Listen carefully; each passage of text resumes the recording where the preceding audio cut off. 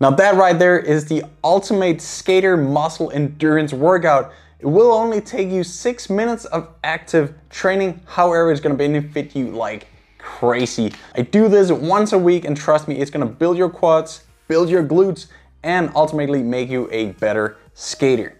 Now, before we get into the details and before I show you the 3 exercises that you need to know and understand, let me just give you a short explainer on why I believe you should do this. In skating, obviously, it's super important to have a good position. I can't emphasize this enough. You've seen a bunch of videos on my channel here, and you can also see basically all the good skaters in the world, they have a good position. So in order to be good in this position for an entire race, you need to be strong in that position. And in today's 3 exercises, we're gonna push it to the limit for you to gain that muscle stamina and endurance in the correct position so that you can carry that out and become better at skating.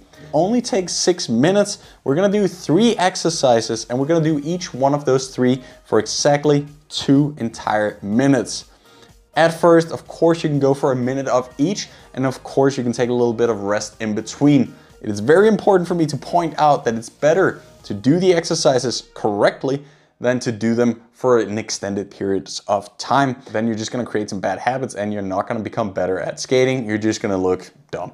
How about we just get into it? We're gonna be here for the next 6 minutes and I will use every one of those seconds to explain what exactly I'm doing and what you should have in mind. Now let's go. Here is the first exercise. This is the technically most complicated one, which is also why I want you guys to start out with that one. At the end of this little workout, we're gonna create so much lactic acid and so much fatigue that if we end up doing this on one leg, at the end of it, we'll be super shaky and it will not be beautiful. Of course, skating is a super technical sport, so try and execute things well. If you have a mirror, you can do this in front of it, and that way you can auto-correct yourself. Now first we're gonna look at me from the front here. A few things I want you to really focus on is that you mostly or entirely just move vertically. Make sure nothing is shaky, especially not your knees. Should be straight up and down, the way you wanna transfer power on your skates as well. Don't cave in, don't cave out. The upper body is the next thing. In a few seconds, we're gonna switch here to the side view and it'll be easier for me to really demonstrate how the upper body stays in that same compact position. It does not go up or down throughout the movement. The reason for this is that would just be loss of power. Obviously, you don't see any good skaters do this whenever they're pushing off. They don't fly off to the other end. You wanna apply that pressure into the ice or into the asphalt, depending on what kind of skater you are. And the next thing here you see from the side is I get pretty low. You wanna get down, and this goes for all 3 exercises, you wanna get down to that 90-degree knee bend. Smooth, up and down, make sure to keep the same pace here. When you're skating, you also don't want this little spasm at the end of your stroke. You wanna apply pressure throughout the entire length and duration of each step and stroke that you carry out on your skates. Next thing here is you see I get my knees sort of behind. You can almost aim for that kneecap to go down towards the heel of the leg you're standing on. Make sure that you keep your hips a little forward so it's not the upper body tilting down or up. It's all engaged and simply just moving up and down. Now we are gonna move on to the second exercise, which personally I believe is the hardest one of them. Could be because you eliminate some technical things, so there's nothing but the pain for you to focus on at this point. This one, it is the good old basic position. I've made a bunch of videos on how to execute this specific exercise perfectly, so take a look at those after we're done here. However, now I'm just gonna briefly introduce you to it again. You get down 90-degree knee bend. A good way to test this, I'll also demonstrate it here, is if you can touch your heels or you can touch the ground by your heels and your toes, there's a good chance you're down towards those 90 degrees in your knee bend. Another thing you want to make sure is that you can fit a fist between your knees. A lot of us have a tendency to cave those knees inwards, which is both not healthy in terms of injuries, but also skating technically is not ideal. It will just be some not pretty nice skating and you're gonna struggle to get on the outer edge. Here, a view from the other side where you can see, again, we're trying to maintain that position. Now, looking at the upper body, how to make sure that one is in the correct position. A good technical piece of advice that I've been using a lot myself, got that from early age of skating. So always try and start out with that to see, oh yeah, I'm where I want to be, is to put your elbows out there It is kind of cheating if you let them stay there resting on your knees, but at least test your position. Put them out there on your knees, and if your elbows are there in a natural position, it means your upper body is probably where it should be. And then all there's left for you to focus on is pushing your knees out in front of your toes. And don't tell any deadlift coaches there about this, but try and bend your back and even your hips a little. It's gonna make it easier to keep your body there and activate your glutes to push straight to the side. Your head and your neck shouldn't be too tense, so try and point downwards a little and look through your eyebrows so you still can see where you're headed. Now we're gonna transition into the final exercise. At this point I'm probably gonna be a little tired, but again, if you're new to this, take some rest in between. This is not what I recommend for your first dryland session. That's gonna ruin you, and you're most likely just gonna lapse halfway through. Now here, it is up, down. So it's actually where we started, except now we're doing it on 2 legs.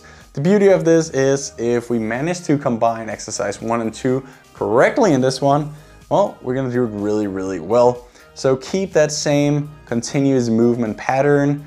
Don't let the upper body tilt up and down. Keep that engaged. Activate your core here and push with your glutes because you have that center of gravity pushed forward under yourself as well as the knees forward. And then you just move at a steady pace up and down. Try and embrace the pain here and make sure that your knees also stay in a stable position.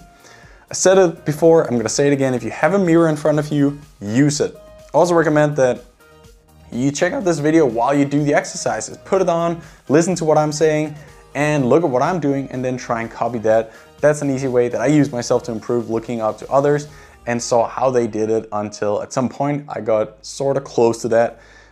So just go up and down here. Make sure your feet are pointing straight forward. Don't start any bad habits with feet pointing outwards or inwards. That is not healthy and is not ideal skating wise either. And then you just move up and down. Even though this can be super hard at that point because we are in the last part of this workout and things are really hurting, try and see how relaxed you can be. There's a lot of muscle groups that you don't necessarily need to really use at this point. So such as your shoulders, such as your arms, such as your neck. Try and relax those, including your feet, and just let it float up and down even though you are in severe pain. And when we get to the end of this, 2 minutes, 2 minutes, 2 minutes, you made it. At this point, it is completely okay to be very, very tired. Whereas often I recommend dryland exercise to be done right before a skating session. This one, I would not do that before. I would either do it after or as a standalone session. Of course, if you want to prolong this, you can do it at the end of a dryland workout, or you can even do multiple sets of these. Maybe don't go for 2 minutes at each one of them, just so that you are still alive the next day. That is a workout I really, really recommend if you don't have a lot of space, if you don't have a lot of time. I do think this is the workout, the ultimate way to gain muscle endurance, muscle stamina for skaters specifically. I hope you enjoyed this video. If you are curious to do more dryland and how you should do more dryland, I made a dryland specific training plan below that you can take a look at for free. And if you like it, you can download that and you will have lifetime access. Another cool thing I want to recommend is to use the Wearbands resistance elastics.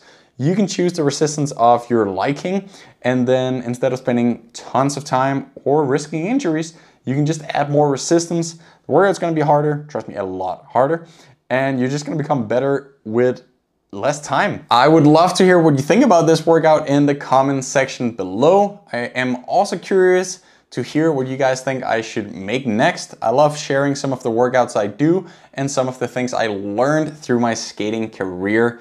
I appreciate it. Subscribe, like, and share it with some friends if you want them to hurt a little before the next skating season kicks off. My name is Victor Thorpe. I enjoyed having you here, and I hope to see you for the next video. Over and out. My legs still hurt. I need to take a rest between also.